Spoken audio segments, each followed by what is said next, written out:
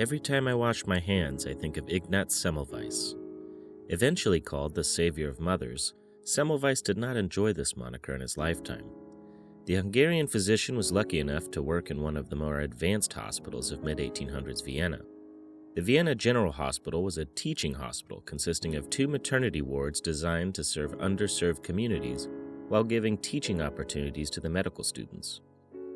There was an epidemic going around many hospitals at the time of childbed fever or puerperal fever, which was killing thousands in these hospitals. During his studies and through many births he oversaw, Semmelweis became distraught by all the death he was seeing. Vienna General Hospital had 2 maternity wards. One was run by the doctors and medical students, while the other was run strictly by midwives. Semmelweis looked at the cases of puerperal fever and noticed the ward run by the doctors had 10 times the death rate as the ward run by the midwives.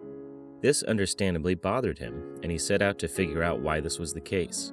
It apparently got so bad that many women preferred to give birth in the street instead of being admitted to the notorious first maternity ward. Semmelweis was even further perplexed by the fact that even these street births had a higher survival rate than the maternity ward he was assigned to. Unfortunately, his next breakthrough was paired with tragedy. His good friend and mentor, Jacob Kolechka, died after a student accidentally pricked his finger during an autopsy. The ensuing infections mirrored those Semmelweis had seen in the maternity ward.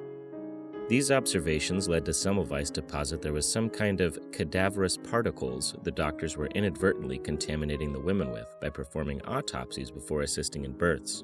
This would also explain why the midwives were not seeing these deaths, as they were not performing autopsies at all. This is before germ theory was known, so Semmelweis's findings were met with heavy skepticism. Despite this, he used his nose to come up with a solution. He dipped his hands in an early form of bleach he developed to get rid of the smell of cadavers, and he saw the rate of puerperal fever plummet. Semmelweis quickly sent this information across Europe to tell various maternity wards of his findings. Unfortunately, his findings were not only met with skepticism, but also with offense. Many doctors, often upper-class individuals, took it as an insult that Semmelweis was claiming they were dirty. Other doctors thought he was oversimplifying a complex disease that they thought had many causes. This resistance to his ideas wrecked Semmelweis. He became increasingly bitter about the medical community, eventually publicly calling these critics, quote, irresponsible murderers and ignoramuses. Through overwork and possible cognitive decline, Semmelweis suffered several bouts of depression and started exhibiting erratic, angry behavior. His colleagues eventually tricked him into being admitted to a Viennese insane asylum. Unfortunately, his violent behavior was met in kind by the asylum staff, where he was badly beaten shortly after his arrival. After just 2 weeks in the asylum, Semmelweis died from infected wounds caused by the beatings.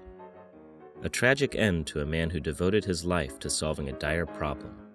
Luckily, Semmelweis's theories did not die with him and continued to be developed into germ theory by Louis Pasteur. Next time you wash your hands, think of the Savior of Mothers, Ignaz Semmelweis.